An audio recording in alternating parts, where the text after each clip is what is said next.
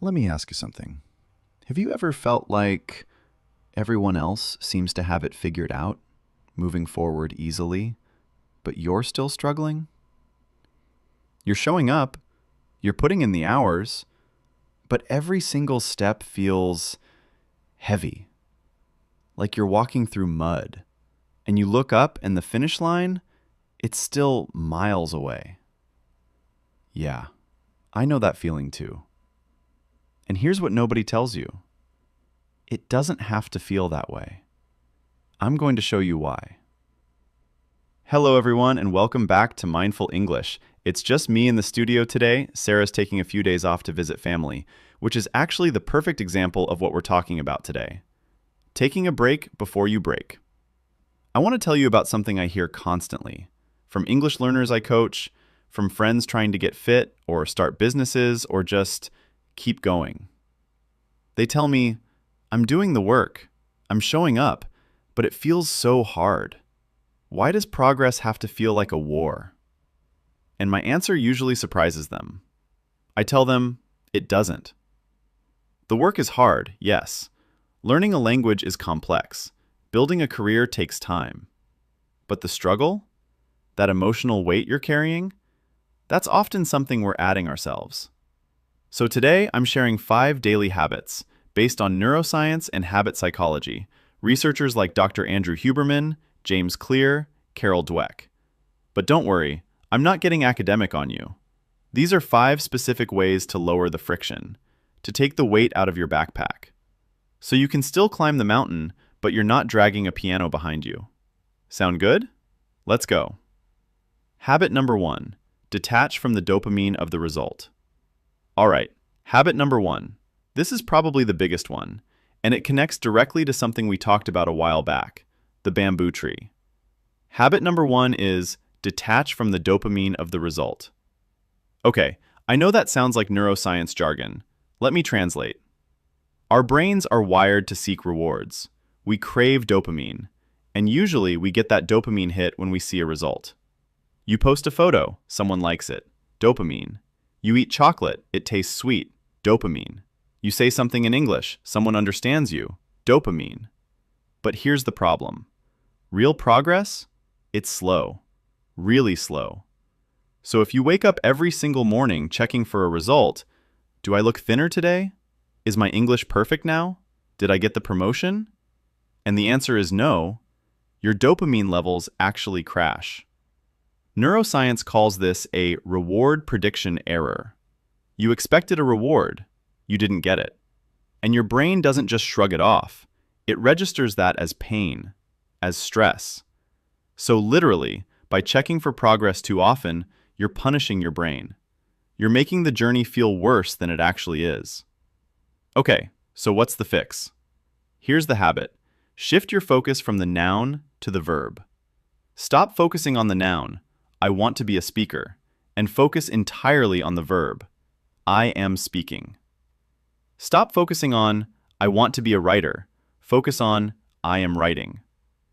When I sit down to work on these scripts, if I think, I need to finish this entire episode today, I feel this weight, like I'm already failing. But if I just say, for the next 20 minutes, I'm going to type.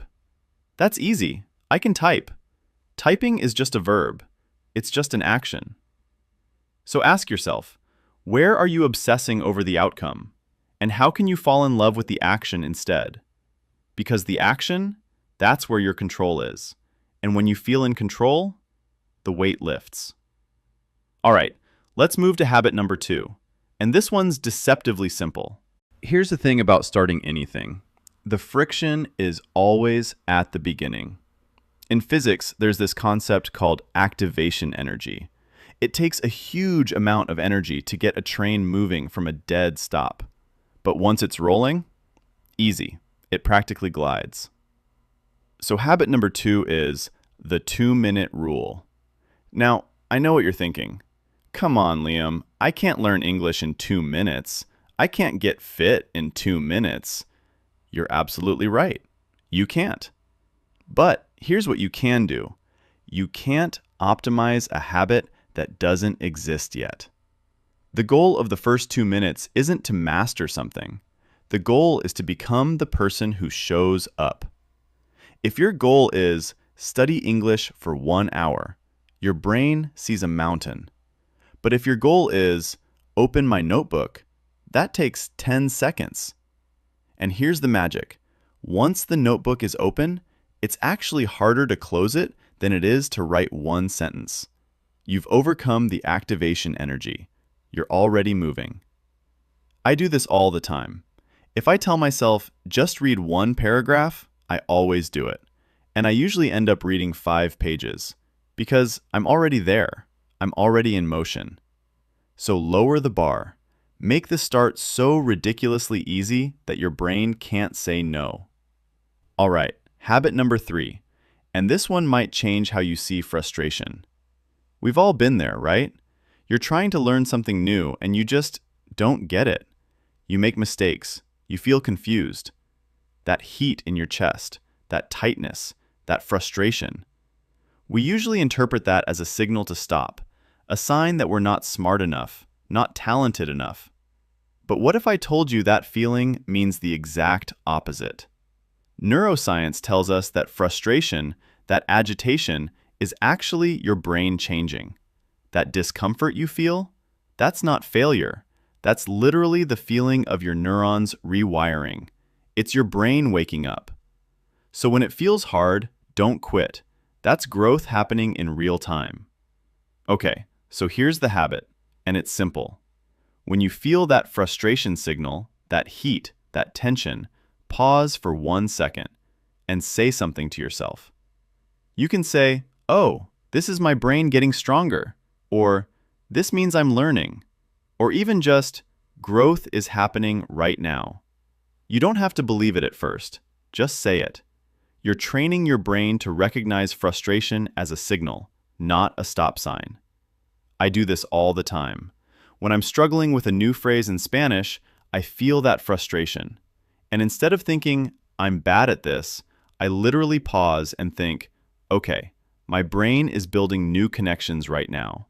It's like muscle soreness after a workout. You don't panic when your legs hurt after running.